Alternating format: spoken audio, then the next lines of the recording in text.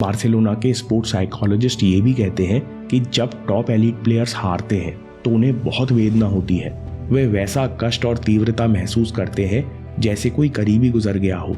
अब दिक्कत ये है कि हर टॉप प्लेयर के करियर में कई बड़े फेलियर्स के बीच में कुछ सफलता की मीनारें होती हैं। यानी आप जितने बड़े प्लेयर होंगे उतने गंभीर उतार चढ़ाव आपको झेलने पड़ेंगे। मेसी ऐसी विफलताओं से कैसे निपटते हैं? इसका जवाब उनकी दो खूबियों में छिपा है। पहला, विजन ऑफ 100%।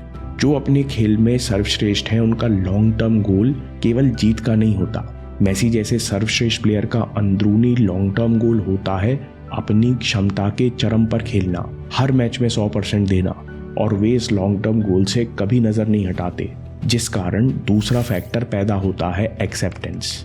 जब आपका ध्यान लॉन्ग टर्म विजन पर होता है तो मेसी की तरह आप कभी अपनी विफलता को शिकायत और दर्द में नहीं बदलते।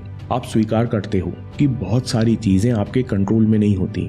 कई बार रेफरी गलत डिसीजन देता है, कई बार दूसरी टीम को लकी पास मिल जाता है। धीरे धीरे आपको समझ में आता है कि मैदान पर 22 खिलाड़ी होते हैं और बहुत सारी चीज आप कंट्रोल नहीं कर सकते। आप हार जीत को स्वीकार करके केवल अपने एटीट्यूड को कंट्रोल कर सकते हो।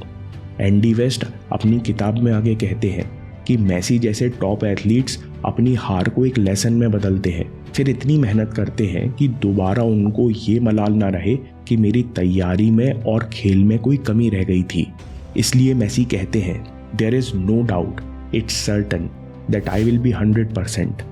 इसमें कोई शक नहीं है कि मैं अपने 100% के साथ मौजूद रहूंगा, क्योंकि एक सर्वश्रेष्ठ खिलाड़ी बस यही कर सकता है। दोस्तों, समरी में सबसे पहले myth of natural talent. Malcolm Gladwell अपनी रिसर्च में कहते हैं कि लोगों को लगता है कि कुछ लोगों को टैलेंट के कारण बहुत एडवांटेज मिलता है, लेकिन सच ये है कि यह एडवांटेज शुरू में मिलता है और बहुत छोटा होता है। असली अंतर पैदा होता है जब लोग लंबे समय तक बहुत एफर्ट लगाते हैं। मेंटल रेजिलियंस और परसिवरेंस यानी जिद्दीपन के साथ ही मेसी ने नेचुरल टैलेंट को वर्किंग टैलेंट में बदला।